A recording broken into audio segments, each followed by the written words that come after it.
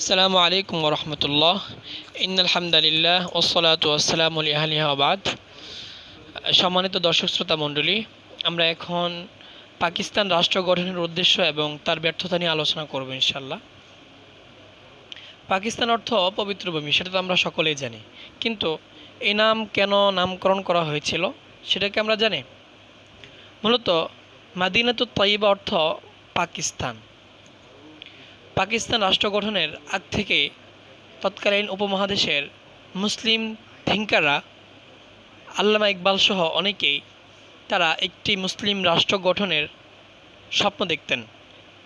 তারা স্বপ্ন দেখতেন মুসলিম রাষ্ট্রটি আধুনিক বিশ্বে ইসলামী রাষ্ট্র হিসেবে একটি মডেল হিসেবে দাঁড়াবে।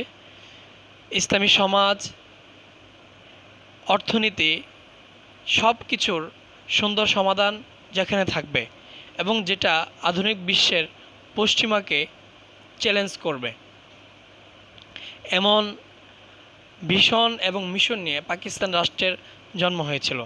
সেজন্য পাকিস্তান রাষ্ট্রকে ধরা হয়েছিল রাসূল সাল্লাল্লাহু আলাইহি ওয়াসাল্লামের সময়কার মদিনার মতো, যে মদিনা ছিল মুসলমানদের জন্য নিরাপদ ভূমি, যেখানে মক্কার কাফেরদের, মক্কার মুশরিকদের বিভিন্ন অত্যাচার, অনাচার, নির্যাতনের মুখে সাহাবারা হিজরত করে মদিনায় আসেন, যেটা ছিল মুসলমানদের জন্য খুবই নিরাপদ। দিন ও ঈমান রক্ষার জন্যে সার্বিকভাবে একটি ইসলামী রাষ্ট্র হিসেবে মদিনা মুনাওয়ারা যখন গঠিত হয়ে ওঠে, তখন মুসলিমরা শক্তিশালী হয়ে ওঠেন এবং একটা সময়ে মক্কা ফাতহে মক্কা করেন, মক্কা বিজয় লাভ করেন। আর সে আশায় মূলত তারই ধারাবাহিকতায় পাকিস্তান রাষ্ট্র অথবা আধুনিক গঠিত রাষ্ট্রকে পাকিস্তান নাম দেওয়া, যেটা মূলত তৎকালীন মদিনা মুনাওয়ারাকে অনুসরণ করে, যার মুসলিমরা হবে ঈমান ও ইসলামে, ঈমানের শক্তিতে বলিয়ান, যারা আদর্শিক ইসলাম হবে, যারা একটি দৃষ্টান্তময় ইসলামী রাষ্ট্র গঠন করবে এবং তারা শক্তি অর্জন করে ভারতকে স্বাধীন করবে, ভারতের মুসলিমদেরকে উদ্ধার করবে। সুতরাং ভারত কেমন জানে তৎকালীন মক্কার মুসলিমদের মতো, মক্কার অবস্থার মতো হয়ে যায়, যার কারণে আমরা দেখতে পাই স্বাধীনতার সময়ে কিংবা দেশভাগের সময় ভারতের বিভিন্ন বড় বড় আলেমরা, মনীষীরা, তারা হিজরত করে পাকিস্তানে গমন করেন। যেরকম আল্লামা শাব্বির আহমদ ওসমানী রাহিমাহুল্লাহ তাদের মধ্যে থেকে অন্যতম, যিনি উপমহাদেশের অন্যতম শীর্ষ ইসলামিক স্কলার ছিলেন। যেহেতু পাকিস্তান মদিনা মুনাওয়ারার ভূমিকা রাখবে, সেজন্য এই ভূমিকে পাকিস্তান হিসাবে নামকরণ করা হয়। অর্থাৎ মুনাওয়ারা, তাইয়্যিবা অর্থ পবিত্র, আর মাদিনা যেটা সিটি তথা ব্যাপক অর্থে জায়গাকে, ব্যাপক অর্থ ভূমিকে রিপ্রেজেন্ট করে, সেই জায়গা থেকে মাদিনাতুত তয়্যিবা মানে পাকিস্তান। পাকিস্তান রাষ্ট্র গঠনের পিছনে অনেক বড় স্বপ্ন ছিল তৎকালীন মুসলিম থিঙ্কারদের।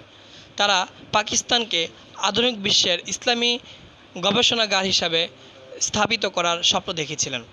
আমরা দেখতে পাই যখন পাকিস্তান রাষ্ট্র স্বাধীন হয়, তখন মোহাম্মদ আলী জিন্নাহ 1947-এর 11 অক্টোবর পাকিস্তানের সামরিক, বেসামরিক সকল সর্বসাধারণের সম্মুখে একটি ভাষণ প্রদান করেন। যে ভাষণে তিনি বলেন, আমরা বিগত 10 বছর যে স্বাধীন রাষ্ট্র গঠনের জন্য দীর্ঘ প্রচেষ্টা চালিয়েছিলাম, সে রাষ্ট্র এখন আমরা গঠন করতে পেরেছি, কিন্তু আমাদের দীর্ঘ এবং অনেক বড় স্বপ্নের একটা অংশ ছিল পাকিস্তান রাষ্ট্র গঠন। এখন আমাদেরকে এই রাষ্ট্রকে একটি দৃষ্টান্তময় ইসলামী রাষ্ট্র হিসেবে গঠন করতে হবে, যে রাষ্ট্রের মুসলিমরা হবে ইসলামী আদর্শে, ইসলামী সভ্যতায় প্রভাবিত এবং ইসলামী আদর্শে আদর্শবান, এমন একটি রাষ্ট্র হিসেবে আমাদেরকে এখন এই ভূমিকে তৈরি করতে হবে। আমরা দেখতে পাই 1948 সালের 14 জানুয়ারি লিয়াকত আলী খান একটি ভাষণ দেন, যে ভাষণের মধ্যে তিনি বলেন যে পাকিস্তান এটি শুধু একটি রাষ্ট্র নয়, এটি শুধু একটি স্বাধীন রাষ্ট্র নয়, বরং এটি আধুনিক বিশ্বে মুসলিমদের একটি গবেষণাগার, যেটা আধুনিক বিশ্বে দেখিয়ে দেবে যে ইসলামী 1300 বছরের পুরনো ইসলামী বিধিবিধান বর্তমান সময়েও সমান উপকারী এবং একের সাথে প্রাসঙ্গিক। মোট কথা, দীর্ঘ একটা স্বপ্ন, বড় একটা লালিত স্বপ্ন নিয়ে পাকিস্তান রাষ্ট্রের জন্ম হয়। দীর্ঘ একটা লক্ষ্য উদ্দেশ্যকে সামনে রেখে এই রাষ্ট্রের যাত্রা শুরু হয় 1947 সালের 17 আগস্ট। যে স্বপ্ন নিয়ে পাকিস্তান রাষ্ট্রের সূচনা হয়েছিল, সৃষ্টি হয়েছিল, ওই স্বপ্ন বাস্তবায়ন করার জন্য প্রয়োজন ছিল এমন একদল নেতার যারা ঈমান, আল্লাহ তাআলার প্রতি পূর্ণ ঈমানে বিশ্বাসী এবং যারা মনে করে ইসলামী বিধিবিধান বর্তমান সময়েও অবশ্যই উপকারী এবং ইসলামী সভ্যতা সবথেকে মর্যাদাময়, সবথেকে সুমহান সভ্যতা। যারা পশ্চিমা দাসত্বে দাস হবে না, যারা আধুনিক শিক্ষায় শিক্ষিত হয়ে একটি আধুনিক ইসলামী রাষ্ট্র গঠনে মনোনিবেশ করবে, এমন একদল বিচক্ষণ ইসলামী জ্ঞানী স্কলারদের প্রয়োজন ছিল, যারা তৎকালীন পাকিস্তান রাষ্ট্রের নেতা হিসেবে আবির্ভাব হবে এবং একটি দৃষ্টান্তময় ইসলামী রাষ্ট্র স্থাপন করবে। কিন্তু দুঃখজনকভাবে আমরা দেখতে পাই, যে ধরনের গুণে গুণান্বিত নেতা নির্বাচিত হওয়ার প্রয়োজন ছিল, আমরা তৎকালীন পাকিস্তান রাষ্ট্রে এমন কাউকে দেখতে পাই না। বরঞ্চ আমরা দেখতে পাই পশ্চিমা শিক্ষায় শিক্ষিত, পশ্চিমা আদর্শে আদর্শবান কিছু নেতা পাকিস্তান রাষ্ট্রে যারা সমাসীন হয় এবং তাদের মধ্য দিয়ে পাকিস্তান রাষ্ট্রে যে লক্ষ্যে যাত্রা শুরু করে তা পরিপূর্ণভাবে ব্যাহত হয়। এবং এই ব্যাহত হওয়ার কথাই ছিল, কারণ তাদের মধ্যে পরিপূর্ণ ঈমান ও তাকওয়া ছিল না। তারা একটি দৃষ্টান্তময় ইসলামী রাষ্ট্র গঠনের প্রয়োজন অনুভব করতো না। একই সাথে তারা ইসলামিক জ্ঞানে শিক্ষিত না হয়ে তারা পশ্চিমা দর্শন, পশ্চিমা শিক্ষা, পশ্চিমা সংস্কৃতি দ্বারা প্রভাবিত ছিল।